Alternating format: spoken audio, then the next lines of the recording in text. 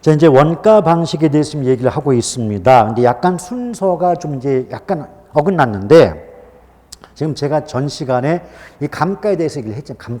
감가 수정에 대해서 말씀드렸습니다. 그럼 이제 약간 순서가 어긋났지만 여러분 교과서로 보면 123페이지를 좀 와보세요. 123페이지. 123페이지에 보면 5번 해가지고 감가상각과 감가수정 두 개가 있지 않습니까? 맞죠? 그럼 상각이와 수정의 차이점에 대해서 가볍게 말씀드리고 싶어요. 자, 감가상각과 감가수정. 근데 감가상각은 일단은 기업의 회계와 관련이 있어요. 회계. 기업 회계와 관련이 있고 비용 배분의 그 목적이 있다 라고 보시면 돼요. 근데 감가수정은 이제 우리 조금 아까 감정평가에서 원가 방식 얘기하면서 감가수정 얘기하지 않았습니까? 그럼 얘는 감정평가와 관계가 있죠. 감정평가와 관련이 있고 현재 남아있는 현존가치, 현재 남아있는 가치를 적정화하는 것과 의 목적 있는 것이 바로 감가수정이다 라고 보시면 되겠습니다. 자, 그럴 때 이 감가상각 우리가 배울 때 저 같으면 감가상각은 남자 A형이라고 놓고 공부를 할 것 같고요. 우리 수정은 뭐 수정자가 나왔죠. 수정이 그러니까 여자 O형이다. 이렇게 놓고 한번 얘기를 드리도록 하겠습니다. 미리 말씀드리고 싶은 건 이건 어디까지나 이해를 돕고자 하는 방법일 뿐이지 무슨 뭐 남녀 차별이다 이런 거 오해하시면 안 돼요. 일단 우리 상각이는 남자 A형이죠. 왜 남자냐면 우리 남자들은 이제 뭐 길거리 뭐 다툼이 발생하면 뭐라 그래요? 막 싸우다가 조정이 안 되면 야 법대로 해라고 하지 않습니까? 그래서 상각이는 남자니까 법정 내용 연수, 법으로 정한 수명을 이 내용 연수라고 하는 건 어떤 그 물건의 수명을 얘기하거든요. 그래서 법대로 하자 하기 때문에 법정 내용 연수가 기초가 돼요. 그런데 우리 상각에는 A형이거든요. 우리 A형은 사나이 순정이 있어요. 그러니까 지금까지 그녀와 지나온 세월을 잊지 못하는 거죠. 그럼 지나온 세월을 경과년수란 말을 써요. 경과년수. 다시 한번 우리 상각이는 남자 A형이다. 남자니까 다툼이 있다가 해결이 안 되면 법대로 해 법정 내용 연수. 또 A형이다 보니까 그녀와의 지나온 세월을 잊지 못한다. 경과년수를 중시한다. 이렇게 말이 나올 수가 있겠습니다. 그러면서 우리 상각이 같은 경우는 물리나 기능적 감가는 인정해요. 그러나 경제적 감가는 인정하지 않아요. 인정하지 않습니다. 또 그리고 상각에는 법정 내용 연수, 법으로 정한 수명이 남아있기만 하다면 그 건물이 멸실, 없어지든 없어지지 않았던 관계가 없죠. 그래서 멸실된 건물, 멸실된 자산에도 적용이 된다. 예컨대 화재로 불타 없어진 건물도 법으로 정한 수명이 남아만 있다면 감가상각의 대상이 된다라고 보시면 돼요. 또 상각에는 관찰감가법이 인정되지 않아요.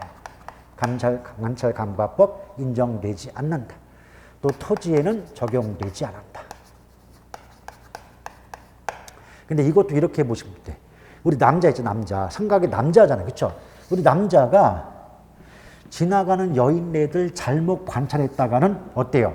은팔찌 차요. 그래서 큰일 날고. 그러니까 상각에는 남자다. 그럼 지나가던 사람 잘못 관찰했다가는 은팔찌 찬다. 그럼 관찰된다, 안 된다? 안 돼요. 그래서 상각에는 남자니까 관찰 안 되기 때문에 관찰감가법 적용되지 않는다라고 보시면 돼요. 그럼 이것과 정반대로서 우리 수정은 여자거든요. 여자니까 오빠의 경제력을 중시해. 그래서 경제적 내용 연수가 기초가 돼요. 경제력을 중시하고요. 그 다음에 O형이니까 O형은요. 지나간 거 잊어먹어요. 그러니까 그놈과 지나온 세월 다 잊어먹고 앞으로 만날 놈 신경 쓰는 거 아니겠습니까? 앞으로 만날 사람이다. 즉 남아있는 세월이 중요한 거예요. 그래서 잔존 연수, 잔존 내용 연수를 중시한다. 그러니까 위아래 비교해 보세요. 수정이는 오빠의 경제적 능력 중시하고 앞으로 남은 세월을 중시하니까 잔존연수를 중시한다 이렇게 나오죠. 또 수정이는요. 물리기능적 감가는 물론이고 경제적 감가도 인정해요. 경제적 감가가 뭐겠습니까? 오빠의 경제적 능력이 줄어들면 가치가 깎인다 이 말 아니겠습니까? 그렇죠? 그 다음에 얘는 수정이는요. 지금 경제적 내용 요소가 기초가 되잖아요. 그럼 경제적으로 이익이 나올 수 있는 기간이 있어야 되기 때문에 이미 없어진 물건, 이미 없어진 건물은 아무런 수익이 나올 수가 없잖아요. 그래서 멸실된 자산에는 적용이 안 되는 게 감가수정이고요. 그렇죠? 또한 감가수정에는 관찰감가법 인정한다. 우리 수정에는 오빠가 오늘 무슨 옷 입고 왔는지, 무슨 시계 차고 왔는지, 어떤 차 타고 왔는지 관찰해도 되잖아요. 은팔지 않지 하잖아요. 수정에는 관찰이 가능하다. 그러면서 감가수정, 근데 감정평가는 토지도 감정평가의 대상이 될 수가 있는 거 아니겠습니까? 이런 차이점이 있죠. 그럼 보세요. 지금 여기까지 끊어보면 위쪽과 아래쪽 비교해 보니까 수정이와 상각이는 대부분 내용이 반대죠. 지금 수정이는 물리, 기능, 경제적 감가도 다 인정하지만 상각이는 경제적 감가는 인정하지 않는다. 또 수정이는 없어진 물건에는 적용이 안 되지만 상각이는 없어진 물건에도 적용되고 또 수정이는 관찰이 가능하지만 상각이는 안 되고 수정이는 토지에도 적용되지만 상각은 토지는 적용이 안 된다. 그러니까 위아래 비교해 보면 수정이와 상각이는 정반대의 내용이 많습니다. 아시겠죠? 그래서 남자 A형 상각이, 여자 O형 수정이 이런 식으로 이제 염두에 두시고 자꾸 이제 표를 만들고 쓰다 보면 읽어보시다 보면 충분히 구분해 볼 수 있으니까 그렇게 부담 갖지 않으셔도 되겠다라고 보시면 되겠죠. 자, 근데 어디로 넘어가시냐면 여러분 교재로 보셨을 때 128페이지인가요? 가로 2번에 수익환원법이에요. 수익환원법. 그럼 수익환원법도 의 그리고 수익환원법의 구성 요소인 순수익, 그 다음에 환원 이율, 또 그리고 수익환원 방법 세 가지에 대해서 살펴보도록 하겠습니다. 근데 앞서서 계속 제가 반복하지만 어떤 값을 구하는 방법의 의의는 바로 뭐다? 감정평가 규칙이라는 법에서 정해 놓았다는 거예요. 법에서. 그럼 수익환원법의 뜻이 뭐냐? 수익환원법이란 대상 물건이 장래 산출할 것으로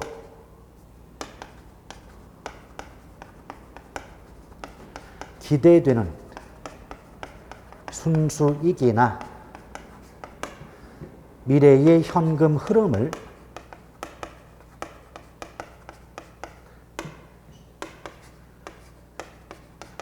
할인하거나 환원하여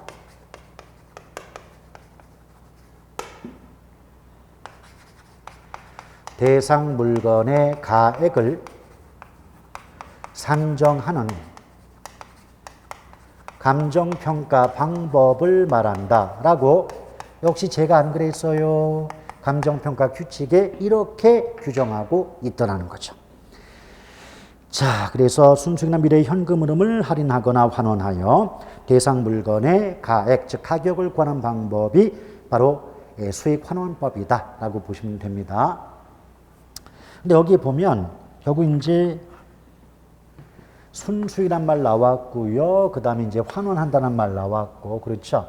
여러 가지가 있습니다. 그러면 이때 수익환원법에서 이제 값을 구할 때 수익가액 또는 수익가격이라고 하잖아요. 그럼 수익가액 또는 수익가격은 공식 자체가 환원이율분의 순수익이에요. 환원이율분의 순수익이다. 그럼 첫 번째 요 순수익에 대해서 배우고, 두 번째 환원에 대해서 배우고, 세 번째 수익환원 방법에 대해서 살펴본다면 수익환원법을 뭐 그렇게 어렵지 않게 생각해 볼 수가 있겠죠. 일단 순수익은 처음에 어떻게 나오냐면 총 수입에서 총 비용을 빼고 남은 값이 순수익이다라고 말이 나온 적도 있고, 이때 순수익은 이미 발생한 과거의 수익이 아니라 앞으로 발생할 미래의 수익을 의미하죠. 그래서 장래 예상 수익을 의미한다. 그래서 발생할 수익이지 발생한 그러면 문장 자체가 성립이 안 돼요. 그러면서 이때 순수익은 물론 총소득도 수익이고 그다음에 순영업소득도 수익이고 세전이나 세후현금 수지도 순수익에 해당이 됩니다.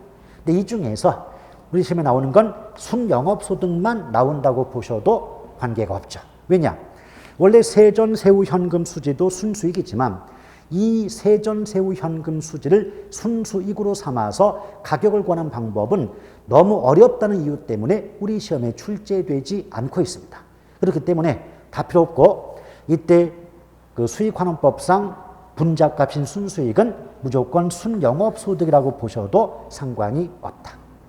또한 이 순수익을 구하는 방법, 순수익 구하는 방법은 크게 어떤 것들이 있냐면 문제 잔여법이 있겠죠. 잔여법.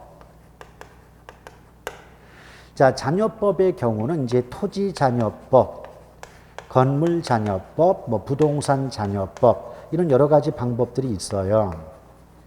물론 그것 이외에 뭐 직접법, 간접법 있는데 이런 것들 굳이 저는 수업할 필요성을 잘 못 느껴요. 왜? 거의 물어보는 게 없어요.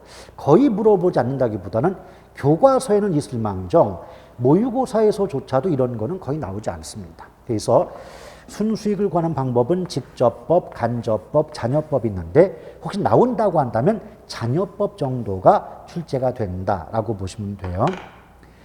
토지 잔여법, 건물 잔여법, 부동산 잔여법인데 구체적인 내용은 뭐 본 수업 때 말씀드리도록 하겠습니다.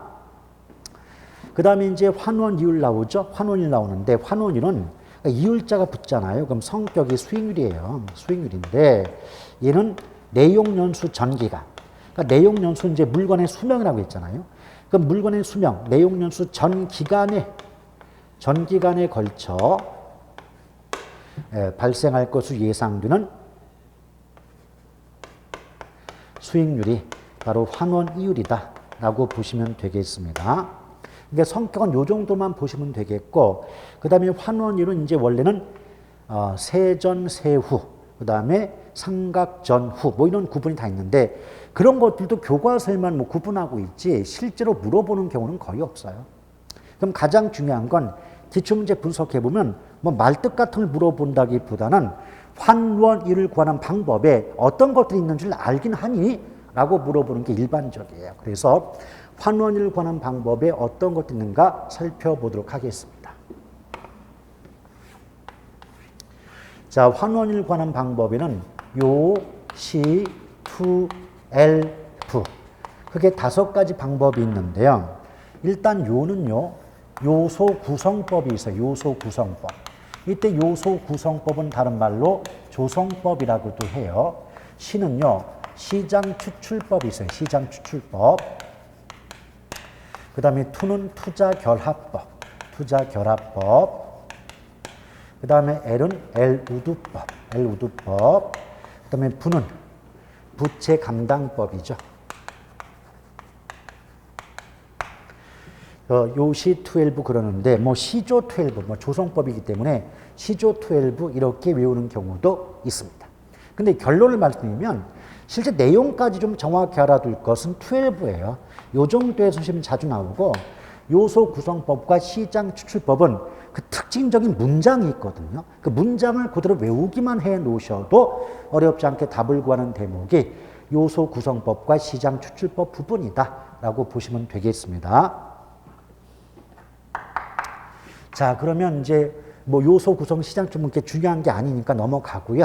정작 내용은 반드시 알아야 될 거 투자협법, L우두법, 부채 감당법 위주로 말씀드려 볼게요. 일단 투자결합법은 크게 물리적 투자결합법과 금융적 투자결합법 두 가지로 구분이 돼요. 근데 물리적 투자결합법은 토지와 건물이 나오고요. 금융적 투자결합법은 지분 투자자와 저당 투자자란 말이 나오게 돼요.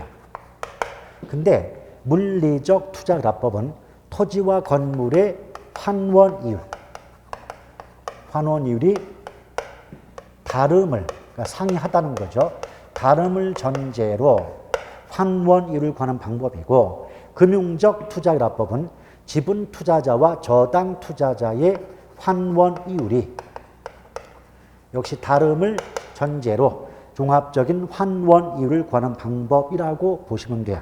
그러니까 특징 자체가 토지와 건물 나오면 물리, 지분과 저당 투자자 나오면 금융인데, 물리가 됐건 금융이 됐건 투자결합법은 반드시 문장 속에 다르다는 말은 다르다는 말이 나와야지 뭐 동일하다, 유사하다 이런 식의 말이 나오면 무조건 틀린다고 보셔도 지장이 없습니다.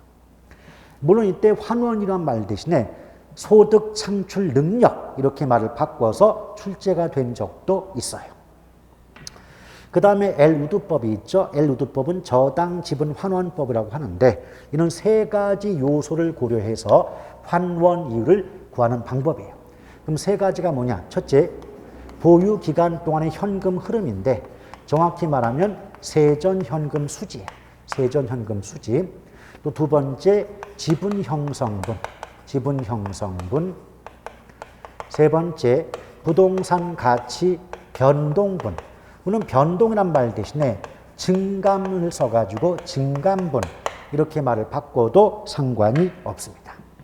그러면 세전현금 수지 나오지 않습니까? 그러면 세전의 뜻이 뭐예요? 세금을 내기 전이다 이런 의미 아니겠습니까? 맞죠? 그래서 세금 내기 전에 수익을 가지고 환원이율을 구하기 때문에 엘우드법은 세금의 영향은 고려할 수 없는 방법이라고 평가를 받죠. 또 지분 형성분 할 때 지분은 내 돈이잖아. 내 거죠. 내 거니까 남한테 돈을 빌려왔을 때 원금과 이자를 합해서 빚을 갚잖아요. 근데 원금 이자 합해서 빚 갚을 때 내 돈은 원금이 되겠죠. 그러니까 원금은 갚은 만큼 내 것이 되지만 이자는 아무리 갚아도 내게 안 되지 않습니까? 그래서 지분 형성분은 다른 말로 원금 상환분이다. 원금 상환분 이렇게 말을 바꿔 쓸 수가 있어요. 아시겠죠?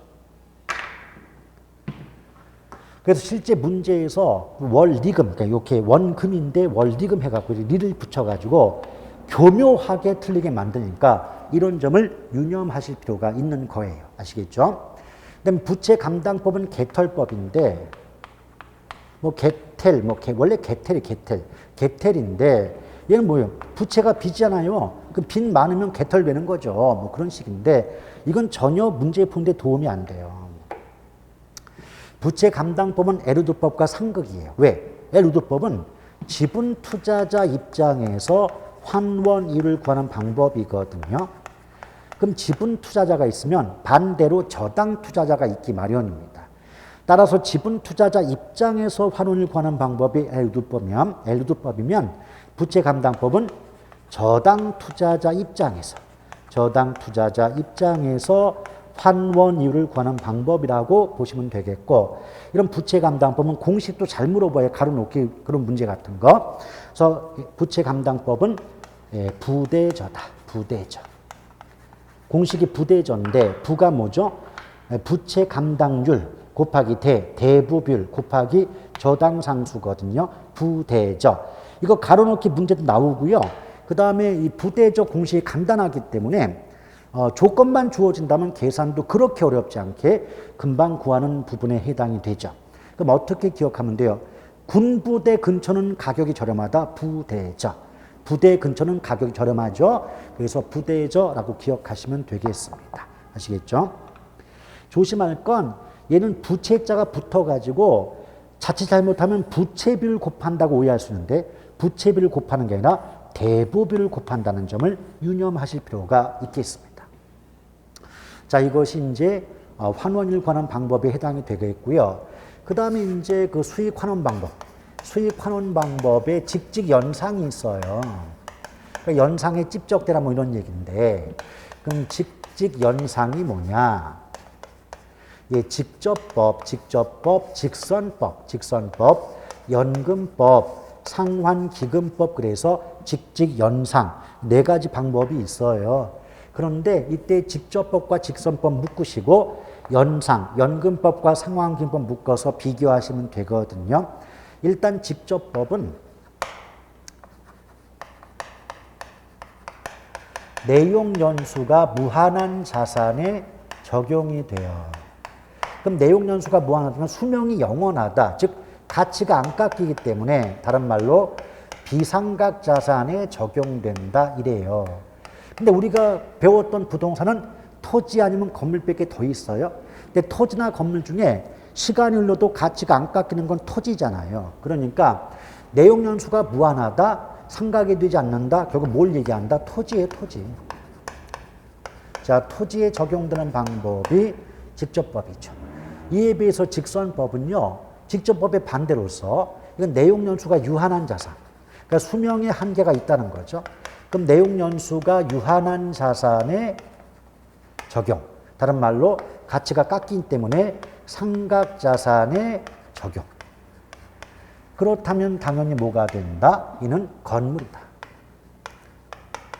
이렇게 차이가 있다라고 보시면 되겠습니다.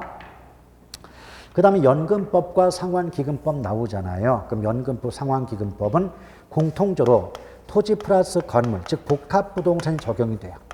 토지와 건물이 결합된 물건, 즉 복합부동산에 적용된다는 점이 공통점이죠. 그렇죠? 그리고 순수익은 상각전 순수익, 환원이율은 상각구 환원이율을 적용하는데 이런 거 예전 같은 뭐 달달달 외우고 그랬는데요. 요즘의 출제 패턴은 이렇지 않기 때문에 이걸 굳이 외우거나 하실 필요는 없어요. 만약 이런 내용 물어봤다, 그것은 출제자가 이 악물고 다 틀려 라고 작정하고 내는 문제니까 그런 건 못 맞춥니다.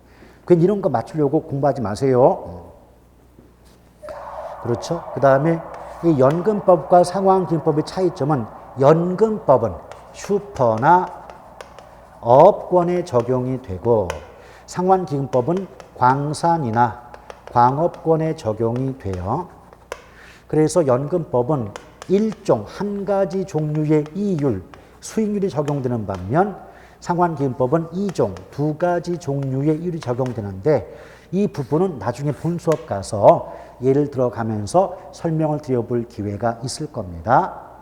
이런 차이점 구분하셔요. 그럼 수익환원법에 대해서 가볍게 정리해 보았고, 그 다음에 이제 비교 방식이 있죠. 비교 방식에서 대상 물건의 가액을 결정하는 방법이 바로 뭐다? 거래 사례 비교법이죠.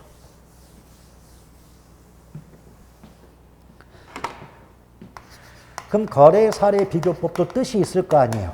역시 이 뜻도 어디에 규정하고 있다? 그렇죠. 감정평가 규칙이라는 법에서 규정하고 있더라. 그럼 거래 사례 비교법 뭐죠? 거래 사례 비교법이란 대상 물건과 가치 형성 요인이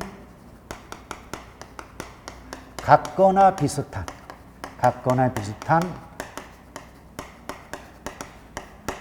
사례 물건 또는 물건에 좋고요. 부동산에 좋고요. 좋아요.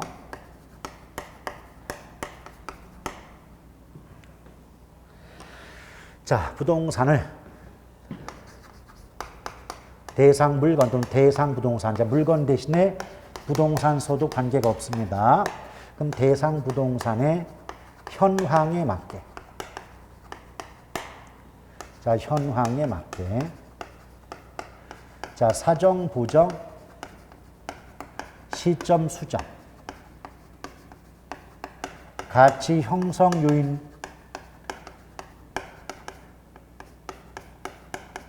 자, 가치 형성 요인의 비교 과정을 거쳐서 대상 부동산의 가액을 산정하는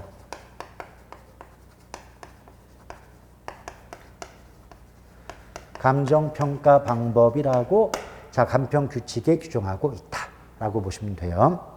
근데 읽어보시면요. 어차피 감정평가의 대상이 되는 부동산과 가치 형성인이 같거나 비슷한 사례 자료와 비교하여 거래 사례를 비교하는 거죠. 비교해서 대상 기준점 현재 현황에 맞게 이런 그 수정 과정을 거쳐서 대상 물건의 가격을 구하는 방법이 바로 거래 사례 비교법이다라고 보시면 돼요.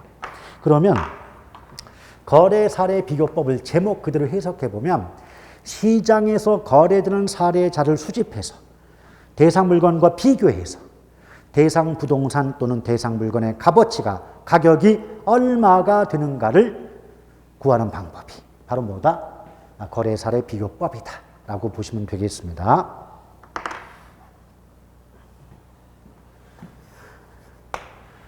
자, 그럼 거래 사례 비교법상 일단은 비교를 하려면 비교에 필요한 사례 자료를 수집해야 돼요. 자, 자료 수집이 필요하겠죠. 그럼 사례 자료 수집 기준이 있어야 돼요. 수집 기준. 자료의 수집 기준. 그 수집 기준 4가지가 있습니다. 바로 사, 시, 지, 개입니다. 그러면 사가 뭐냐? 사정 보정 가능성이 있을 것. 사정 보정 가능성이 있을 것. 시는요, 시점 수정 가능성이 있을 것. 지는요, 지역 요인의 비교 가능성이 있을 것. 또 개는요, 개별 요인의 비교 가능성이 있을 것. 이렇게 4가지 기준에 적합한 자료를 수집해야 된다는 거죠.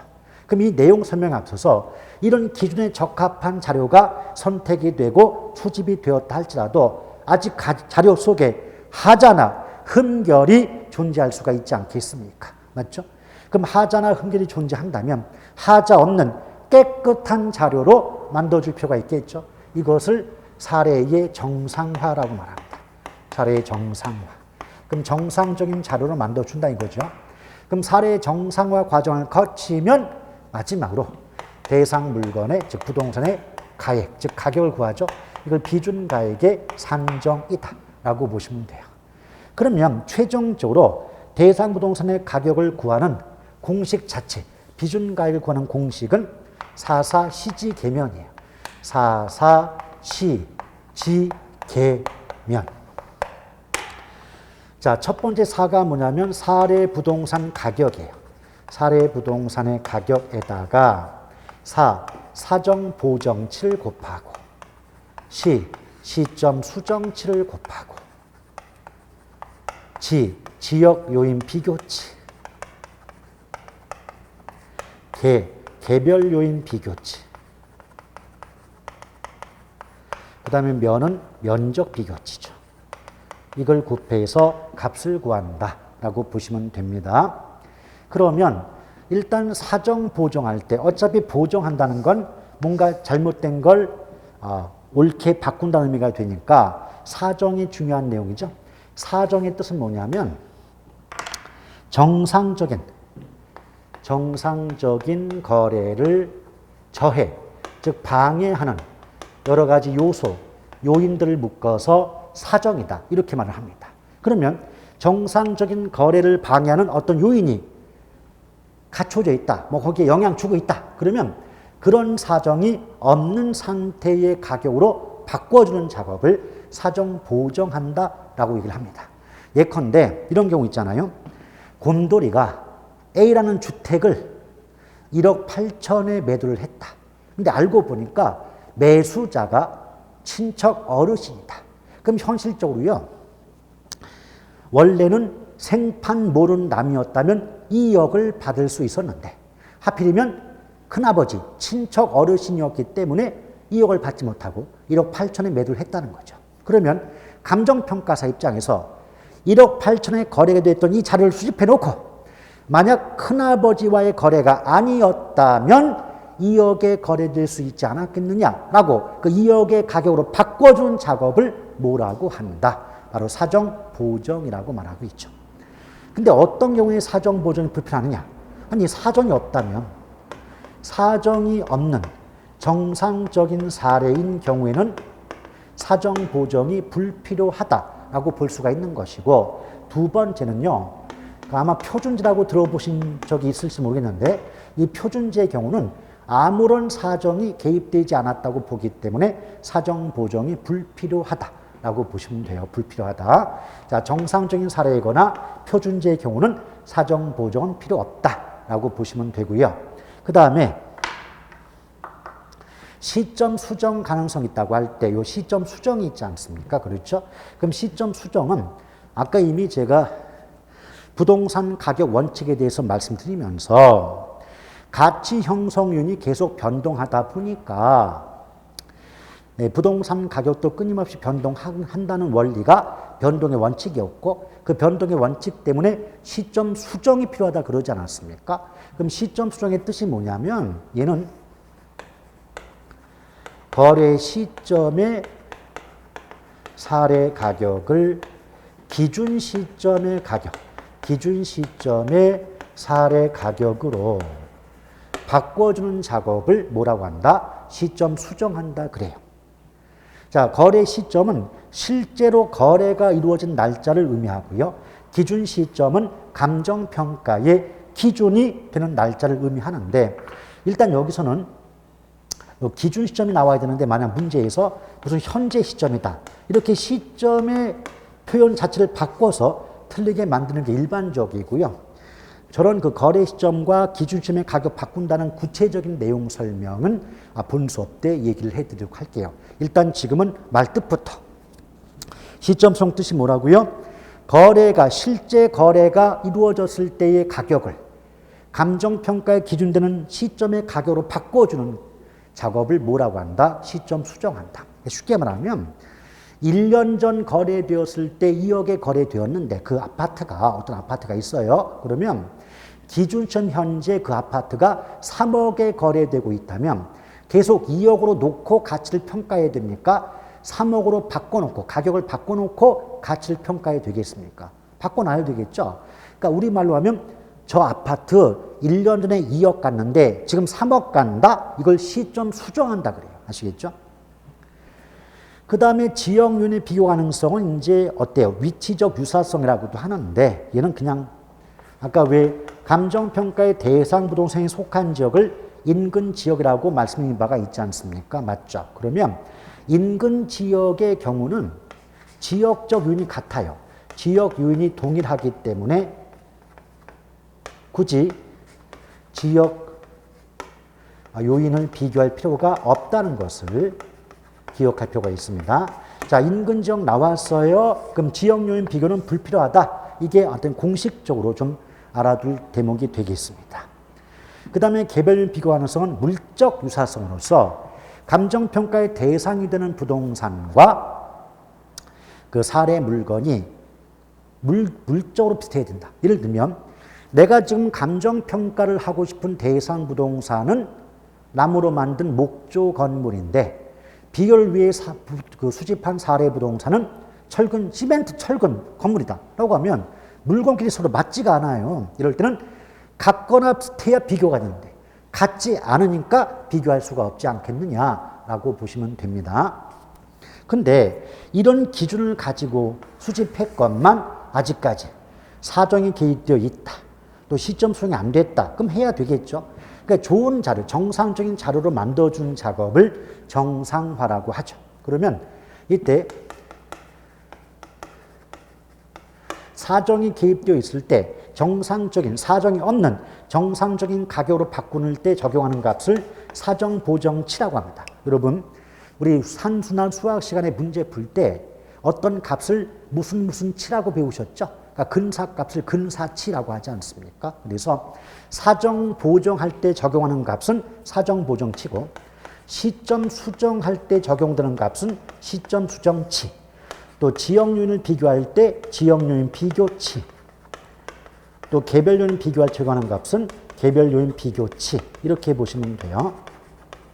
근데 이때 시점 수정치만 빼고 사정 보정치, 지역 요인 비교치, 개별 요인 비교치는 공식이 모두 같습니다. 모두 사례 부동산 분해, 사례분의 대상이죠. 지역이면 사례 지역분의 대상 지역이고 나머지 사정 보정과 개별 요인은 사례 부동산 분의 대상 부동산입니다. 그럼 분모가 사례, 분자가 대상. 그럼 얘는 기준값이 100분의 100이에요.